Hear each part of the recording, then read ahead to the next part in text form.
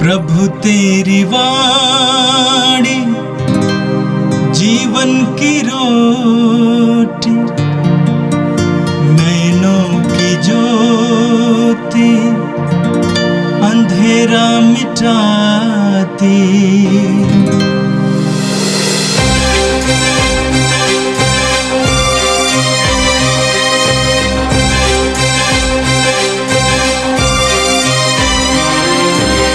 प्रभु तेरी वाणी जीवन की रोटी, नैनों की ज्योति अंधेरा मिटाती।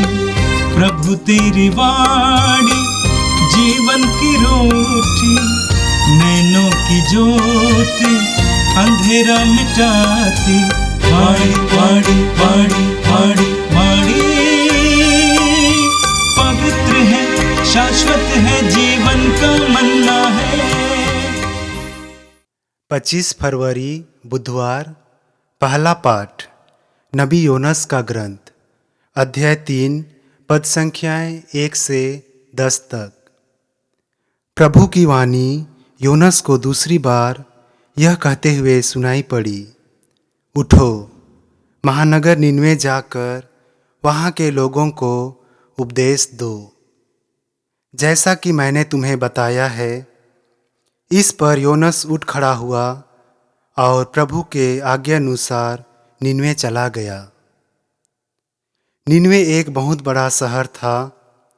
उस पार करने में 3 दिन लगते थे। योनस ने उसमें प्रवेश किया और 1 दिन की यात्रा पूरी करने के बाद वह इस प्रकार उपदेश देने लगा। 40 दिन के बाद निनवे का विनाश किया जाएगा। निनवे के लोगों ने ईश्वर की बात पर विश्वास किया। उन्होंने उपवास की घोषणा की और बड़ों से लेकर छोटों तक सबों ने टाट ओढ़ लिया। निनवे के राजा ने यह खबर सुनी। उसने अपना सिंहासन छोड़ दिया, अपने वस्त्र उतारकर टाट पहन लिया और वह राख पर बैठ गया।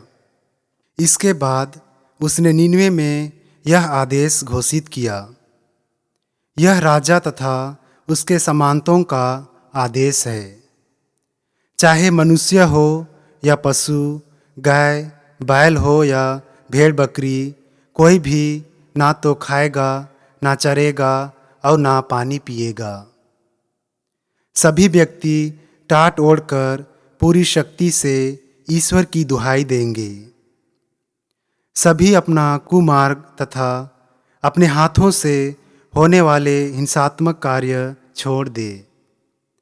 क्या जाने ईश्वर द्रवित हो जाए, उसका क्रोध शांत हो जाए और हमारा विनाश ना हो।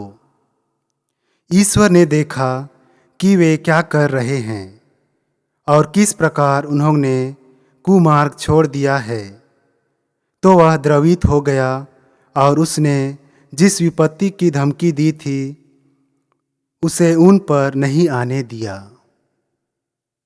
यह प्रभु की वाणी है। संत लूकस के अनुसार पवित्र सुसमाचार अध्याय 11 वाक्य 29 से 32 तक। भीड़ की भीड़ उनके चारों ओर उमड़ रही थी और वे कहने लगे, यह एक विधर्मी पीढ़ी है, यह एक चिन्ह मांगती है, परंतु नबी योनस के चिन्ह को छोड़ इसे और कोई चिन्ह नहीं दिया जाएगा। जिस प्रकार योनस निनवे वासियों के लिए एक चिन्ह बन गया था, उसी प्रकार मानव पुत्र भी इस पीढ़ी के लिए एक चिन्ह बन जाएगा। न्याय के दिन दक्षिण की रानी इस पीढ़ी के लोगों के साथ जी उठेगी और इन्हें दोषी ठहराएगी, क्योंकि वह सुलेमान की प्रज्ञा सुनने के लिए पृथ्वी के सीमांतों से आई थी, और देखो यहाँ वो है जो सुलेमान से भी महान है। न्याय के दिन निनवे के लोग इस पीढ़ी के साथ जी उठेंगे और इसे दोषी ठहराएंगे, क्योंकि उन्होंने योनस का उपदेश सुनकर पश्चाताप किया था, और देखो यहाँ वो है जो योनस से भी महान है। यह प्रभु का दिव्य सुसमाचार है। ख्रिस्त प्रभु की जय। मेरे प्रिय भाई और बहनों, इस चालीसा काल में हमें पश्चाताप, उसकी आवश्यकता और उसके परिणाम के बारे में बार बार संदेश दिया जाता है। आज का पहला पाठ नबी योना के ग्रंथ के अध्याय 3 से लिया गया था। असूर देश का एक बहुत बड़ा शहर था, नगर था, निनेवे नगर। और निनेवे पाप से, अपराध से भर गया था और ईश्वर ने निर्णय लिया कि वह निनेवे नगर को नष्ट कर देगा। लेकिन उससे पहले निनेवे नगर के लोगों को पश्चाताप के लिए मौका देना चाहता था। इसलिए इस्राएल निवासी योना को प्रभु ईश्वर बुलाता है और कहता है कि निनेवे नगर जाओ और वहां के लोगों को पश्चाताप के लिए आह्वान करो।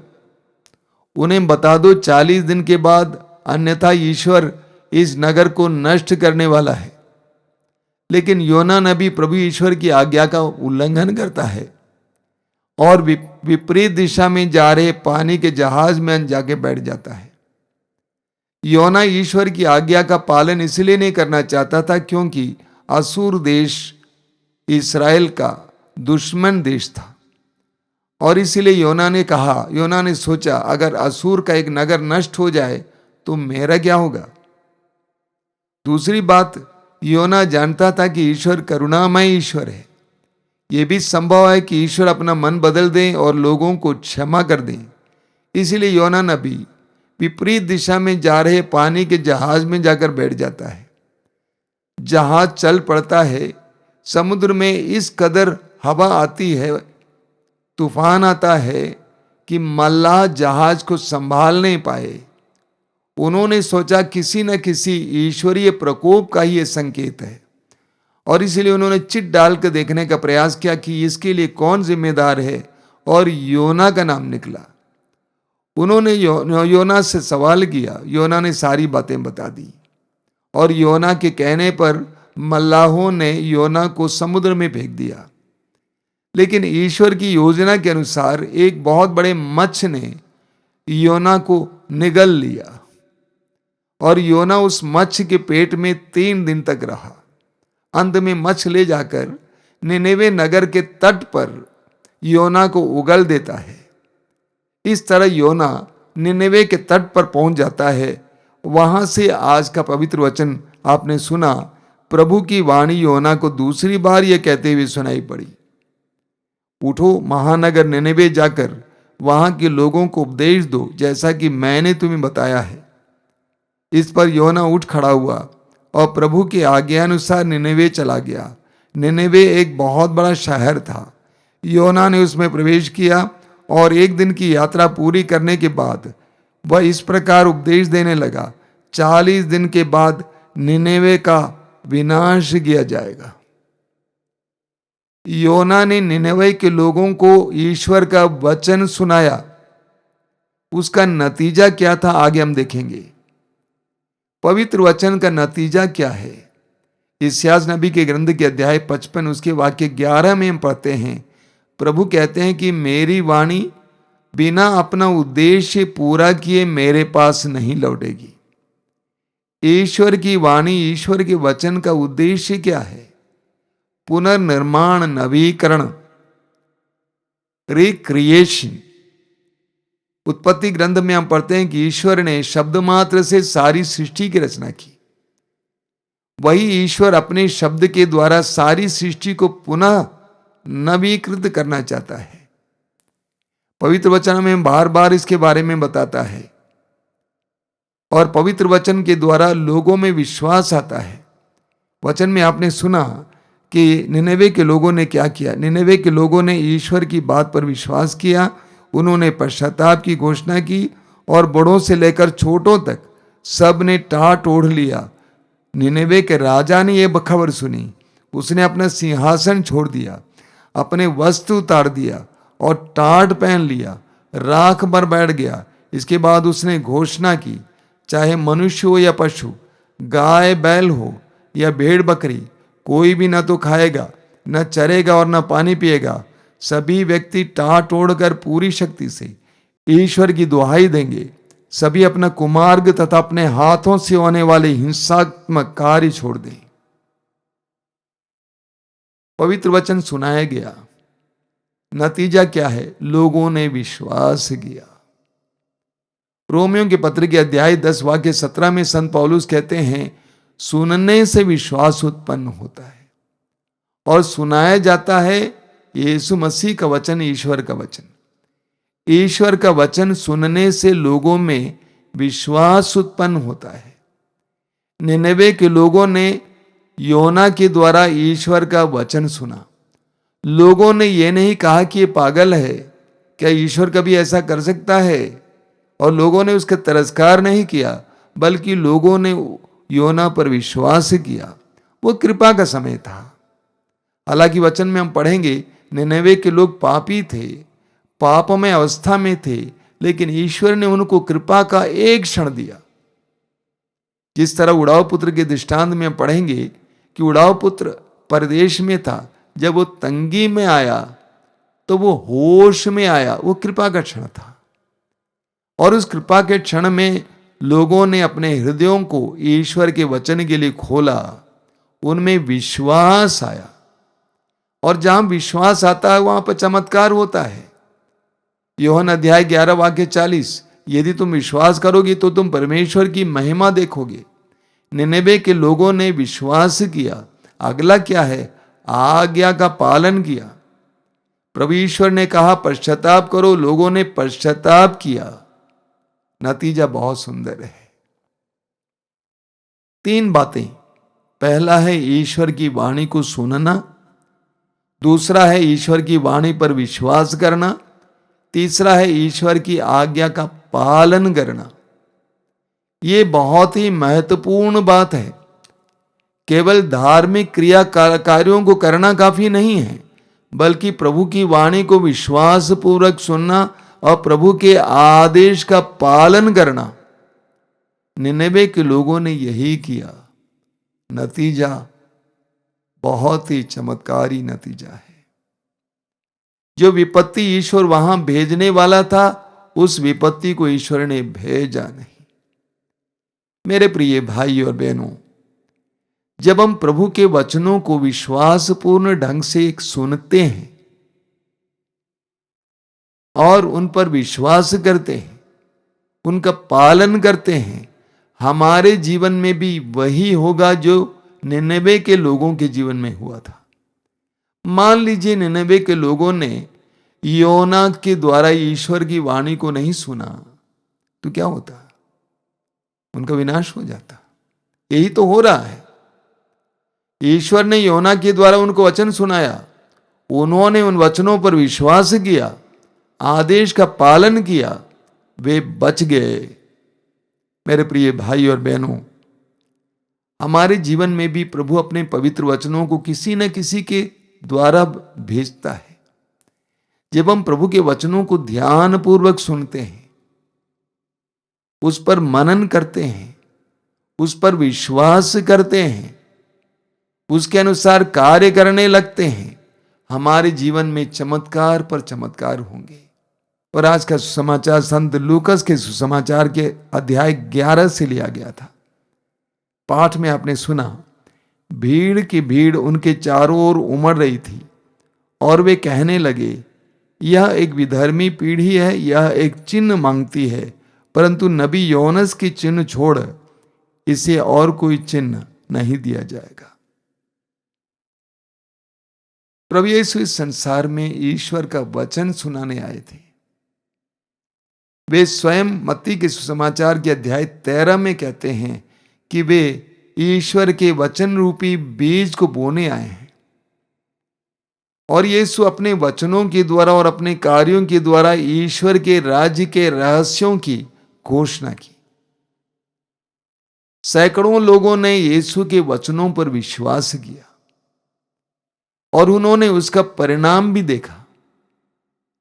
लोग बंधनों से आजाद हो गए, दुष्ट आत्माओं से छुटकारा पाए, पाप से मुक्त हो गए, अलग अलग प्रकार के रोगों से आजाद हो गए, चंगे हो गए। एक तरफ बड़ी संख्या में आम लोग यीशु पर विश्वास करते थे, लेकिन दूसरी तरफ यहूदी धर्म के धर्मगुरु फरीसी और अन्य लोग यीशु पर विश्वास करने से इनकार किए।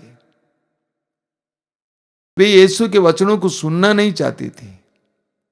वे यीशु के द्वारा किए जा रहे चमत्कारों को देखना नहीं चाहते थे। वे बार बार यीशु से कहते थे कि हमें स्वर्ग का कोई चिन्ह दिखा दे ताकि हम आप पर विश्वास करें। प्रभु यीशु ऐसे लोगों के बारे में आज कहते हैं कि एक विधर्मी पीढ़ी है, योना नबी के चिन्ह को छोड़कर इन्हें और कोई चिन्ह नहीं दिया जाएगा। योना जिस प्रकार 3 दिन मच्छ के पेट में रहा, उसी तरह यीशु भी धरती के गर्भ में रहा। यीशु अपने आप को एक चिन्ह कहते हैं। लूकस के सुसमाचार के अध्याय 2 में आप पढ़ेंगे, जब प्रभु मंदिर में चढ़ाए गए तो सिmeon ने मरियम से कहा था कि ये चिन्ह होगा, यीशु एक चिन्ह बने, ताकि उनके द्वारा ईश्वर के प्रज्ञा को लोग ग्रहण करें, ईश्वर के वचनों को सुने, ईश्वर के कार्यों को देखें। लेकिन लोगों ने ऐसा नहीं किया। इसलिए प्रभु यीशु कहते हैं, न्याय के दिन निनवे के लोग इनसे बेहतर ठहराए जाएंगे, इनको दोषी ठहराएंगे, क्योंकि निनवे के लोगों ने योनस के वचन को सुना और पश्चाताप किया, लेकिन ये लोग मन फिरने के लिए तैयार नहीं हैं।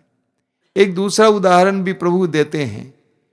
हम पढ़ेंगे राजाओं के पहले ग्रंथ के अध्याय 10 में, राजा सुलेमान की प्रज्ञापूर्ण बातों को सुनने के लिए, प्रज्ञापूर्ण कार्यों को देखने के लिए शेबा की रानी बहुत दूरी से सुलेमान के पास आती है, ईश्वरीय प्रज्ञा को देखने के लिए, सुनने के लिए। प्रभु यीशु लोगों से कहते हैं कि यहां सुलेमान से भी महान आया हुआ है, ईश्वर का पुत्र स्वयं आया हुआ है, लेकिन तुम लोगों के मन अंधकारपूर्ण हैं, तुम ना तो देखते ना तो सुनते हो। इसीलिए शेबा की रानी तुम्हें दोषी ठहराएगी। मेरे प्रिय भाई और बहनों, ये 40 काल हमारे लिए प्रभु की दिव्य वाणी को सुनने का समय है, उन पर विश्वास करने का समय है, और उन पर विश्वास करते हुए प्रभु की ओर वापस आने का समय है, पश्चाताप करके अपने जीवन को बदलने का समय है। और हम जानते हैं जिस तरह निनेवे वासियों ने प्रभु की वाणी को सुना, उन पर विश्वास किया और पश्चाताप किया, आज्ञा का पालन किया, उन्होंने चमत्कार देखा, उसी तरह हम भी यीशु के द्वारा चमत्कार और चिन्ह देखेंगे। आइए हम प्रार्थना करें। आंखें बंद कीजिए। दयालु प्रभु, हम तुझे धन्यवाद देते हैं आज के सुंदर दिन के लिए, इस पवित्र काल के लिए धन्यवाद देते हैं, तेरी करुणा के लिए धन्यवाद देते हैं। तेरे पवित्र वचनों के द्वारा संसार भर में लाखों करोड़ों लोगों का जीवन परिवर्तित हो रहा है, इसके लिए धन्यवाद देते हैं। प्रभु, हम प्रार्थना करते हैं, हमें भी पश्चाताप का वरदान देना, तेरे पवित्र वचनों पर विश्वास करने और उनका पालन करने की कृपा देना। ये प्रभु, इन वचनों को सुनने वाले मेरे भाई बहनों को आशीर्वाद दीजिए। आज का पूरा दिन उनके लिए कृपा का दिन बने, आशीष का दिन बने, मन फिराव का दिन बने। हमारी प्रार्थना को ग्रहण कर, आमीन। प्रभु तेरी वाणी जीवन की रोटी, नैनों की ज्योति अंधेरा मिटाती। वाणी वाणी वाणी वाणी वाणी